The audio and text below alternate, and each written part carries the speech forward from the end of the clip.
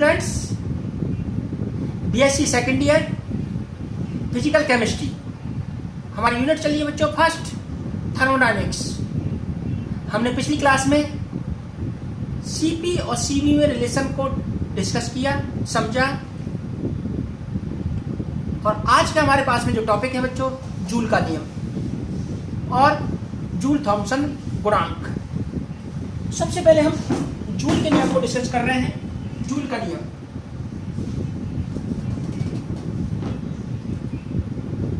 Joule का नियम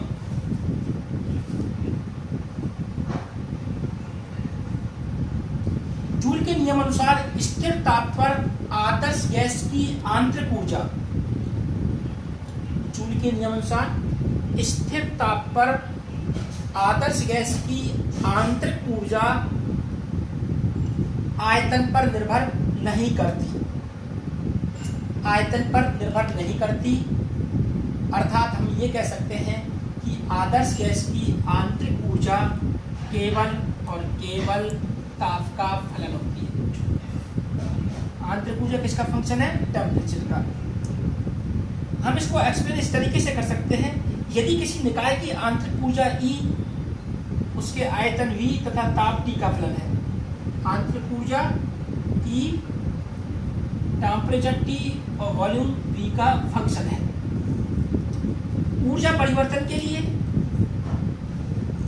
ऊर्जा परिवर्तन के लिए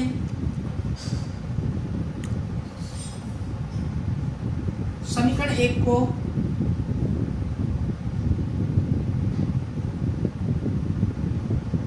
निम्न प्रकार लिख सकते हैं।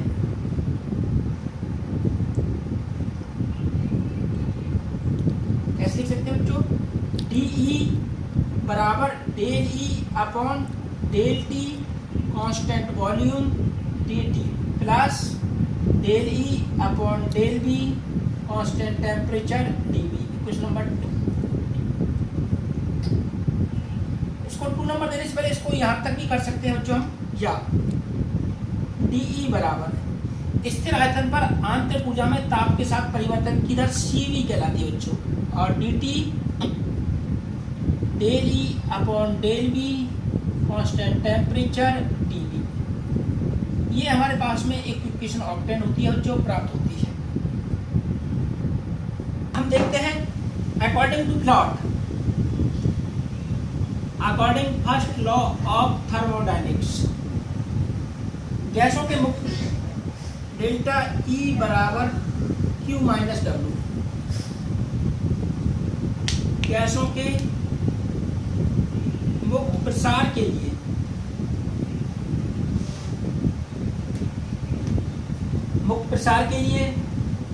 W बराबर 0, Q बराबर 0, डेल्टा E बराबर 0, dt बराबर 0,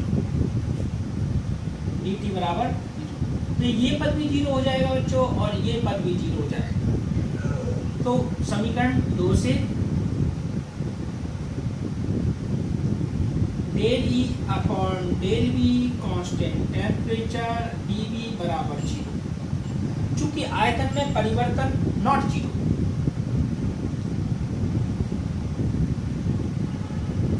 आयतन परिवर्तन dV बराबर not 0, so del E upon del B constant temperature बराबर 0। Question number 4। अर्थात समीकरण 4 से स्पष्ट है कि यदि गैस का समतापीय प्रसार, यदि गैस का समतापीय प्रसार किया जाए तो गैस की आंतरिक ऊर्जा में, गैस का समतापीय प्रसार किया जाए, गैस का समतापीय प्रसार किया जाए तो गैस की आंतरिक ऊर्जा में कोई परिवर्तन नहीं होता है, जो कोई परिवर्तन नहीं होता है। नेक्स्ट टॉपिक है हमारे पास में जूल थॉमसन प्रभाव। जूल थॉमसन प्रभाव, Joule Thomson effect, Joule Thomson effect.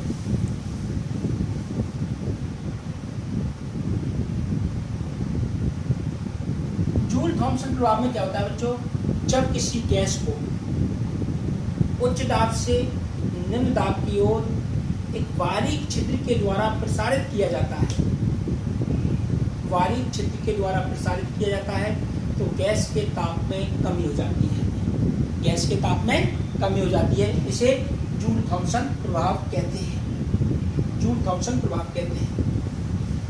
Joule Thomson प्रभाव में जो टेम्परेचर डिफरेंस है वो directly proportional difference of pressure. जितना ज़्यादा दाबों में अंतर होगा उतना ही अधिक टेम्परेचरों में भी अंतर होगा। अर्थात हम ये कह सकते हैं कि वेरी वेरी हाई प्रेशर होने पर जो गैस की कूलिंग होती है वो वेरी वेरी लो होती है। हाइड्रोजन तथा हीलियम गैस के अतिरिक्त अन्य सभी गैसें, हाइड्रोजन तथा हीलियम गैसों के अतिरिक्त अन्य सभी गैसें यह प्रभाव प्रदर्शित करती हैं। बच्चों, जूल थॉम्सन प्रभाव होने के कारण क्या हो सकते हैं, तो ध्यान से समझें। जूल थॉम्सन प्रभाव होने का ये कारण है कि जब गैस उच्च दाब पर होती है तो उसके मॉलिक्यूल पास पास होते हैं, लेकिन जब गैस निम्न दाब पर आती है तो उसके मॉलिक्यूल दूर दूर जाने लगते हैं। उनको जाने के लिए गतिज ऊर्जा चाहिए और गतिज ऊर्जा मॉलिक्यूल्स की तापीय ऊर्जा से प्राप्त होती है। यानी एक तरह से मॉलिक्यूल्स की ऊर्जा में कमी हो जाती है, और ऊर्जा में कमी होने पर ये ठंडे हो जाते हैं मॉलिक्यूल, यानी शीतलन प्रभाव प्रदर्शित करते हैं। जो टॉपिक है वो है जूल थॉम्सन गुणांक। जूल थॉम्सन गुणांक, इसको म्यू जे टी से रिप्रेजेंट करते हैं बच्चों, म्यू जे टी से। और किसी तंत्र की एंथैल्पी उसके ताप व दाब का फलन होती है। H बराबर एच टी ई। किसी तंत्र की एंथैल्पी उसके टेम्परेचर और प्रेशर का फंक्शन है। तो एंथैल्पी परिवर्तन के लिए बच्चों इस तरीके से इक्वेशन 1 को लिख सकते हैं। एंथैल्पी परिवर्तन के लिए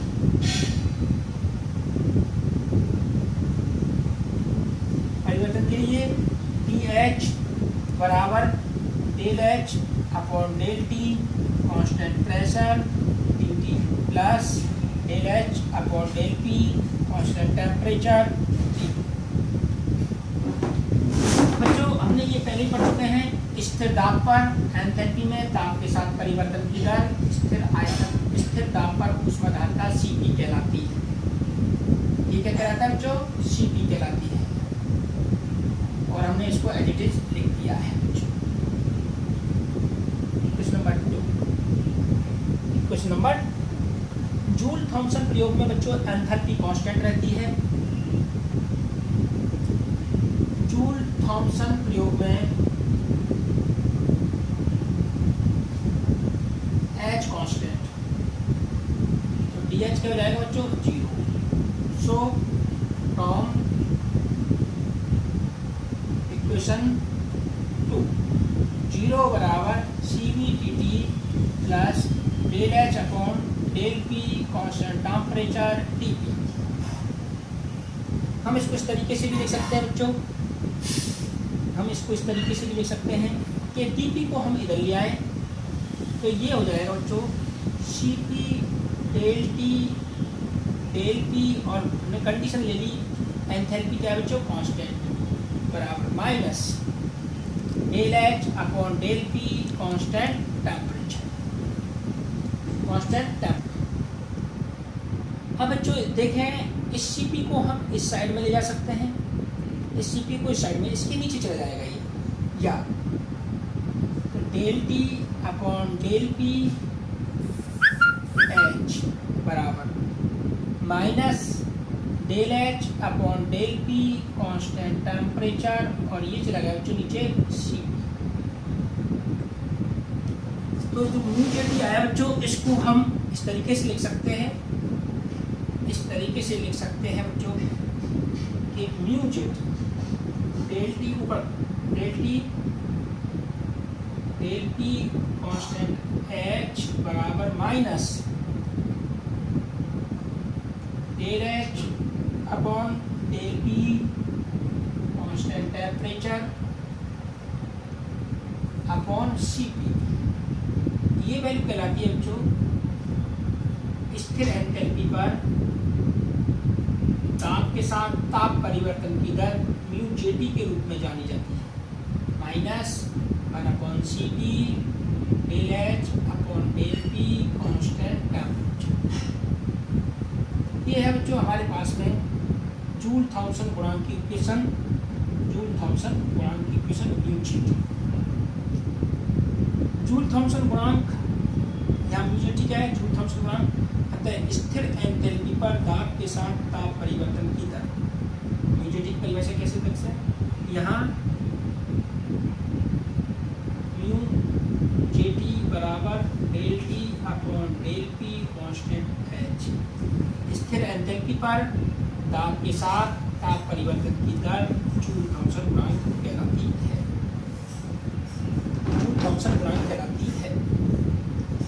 हाँ, जूल थॉमसन गुणांक का मान एक तो आदर्श गैस और एक वास्तविक गैसों के लिए क्या क्या होता है। जूल थॉमसन गुणांक का मान, जूल थॉमसन गुणांक का मान आदर्श गैस के लिए यानी आदर्श गैस के लिए जूल थॉमसन गुणांक, अगर एक शब्द में हमको जवाब देना होता तो म्यू जेटी बराबर 0 होता है, यानी स्थिर एंथैल्पी पर दाब के साथ ताप परिवर्तन की दर। यानी बच्चों हम दाब बढ़ाते हैं या घटाते हैं तो ताप में किसी प्रकार का परिवर्तन नहीं होता, इसके लिए आदर्श गैसों के लिए, क्योंकि उनमें ना किसी प्रकार के वान डेर वाल अट्रैक्शन या रिपल्सन फोर्स नहीं पाए जाते। अतः आदर्श गैस के लिए जूल थॉमसन गुणांक का मान 0 होता है। जो वास्तविक गैसों के लिए, वास्तविक गैसों के लिए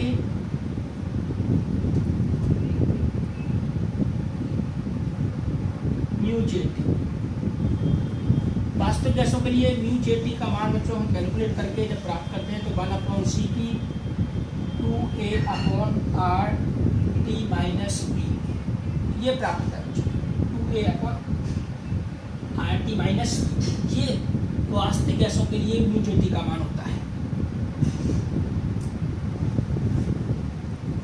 अब बच्चों एक इसी से रिलेटेड है व्युत्क्रम ताप। इन्वर्जन टेम्परेचर क्या है, व्युत्क्रम ताप ऐसा ताप जिस पर म्यू जेटी का मान या म्यू जेटी का चिन्ह परिवर्तित हो जाता हो, व्युत्क्रम ताप कहलाता है। व्युत्क्रम ताप की गणना करने के लिए हम इस तरीके से जो ये वाला पद है, जो सर्कल वाला पद, इसको एक दूसरे के बराबर कर देते हैं। आई टी को आई टी आई लिख देते हैं बराबर वी, तो टी आई को इधर लिख गए, वी को इधर लिया है बच्चों 2a/R। ये इन्वर्जन टेम्परेचर कहलाता है। व्युत्क्रम ताप, व्युत्क्रम ताप कहलाता है। ये वह ताप है जिस पर किसी गैस के लिए म्यू जेटी का मान या म्यू जेटी का चिन्ह परिवर्तित हो जाता है, व्युत्क्रम ताप कहलाता है। व्युत्क्रम ताप, व्युत्क्रम ताप से अधिक ताप पर गैस गर्म हो जाती है और व्युत्क्रम ताप पर गैस न तो शीतलन प्रदर्शित करती और ना ही तापन प्रदर्शित करती है। यानी व्युत्क्रम ताप या इससे ऊपर के ताप पर गैस का शीतलन नहीं होता, चाहे ताप कितना ही बढ़ा दें, चाहे उसको कितने ही बारीक छिद्र से निकाला जाए। एक हमने पहले ही पढ़ा है जो बॉयल टेम्परेचर, एक पहले पढ़ा है बॉयल ताप। बॉयल ताप होता है बच्चों A/RB। कई बार क्वेश्चन पूछा गया है कि बॉयल टेम्परेचर और व्युत्क्रम ताप में क्या रिलेशन है, तो हम इस तरीके से देख सकते हैं बच्चों, जो व्युत्क्रम ताप है वो बॉयल टेम्परेचर का दुगना होता है। बॉयल टेम्परेचर का कितना होता है बच्चों, दुगना, 2a/R।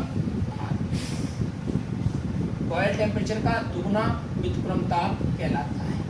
ये भी कई बार एग्जाम में पूछा जाता है।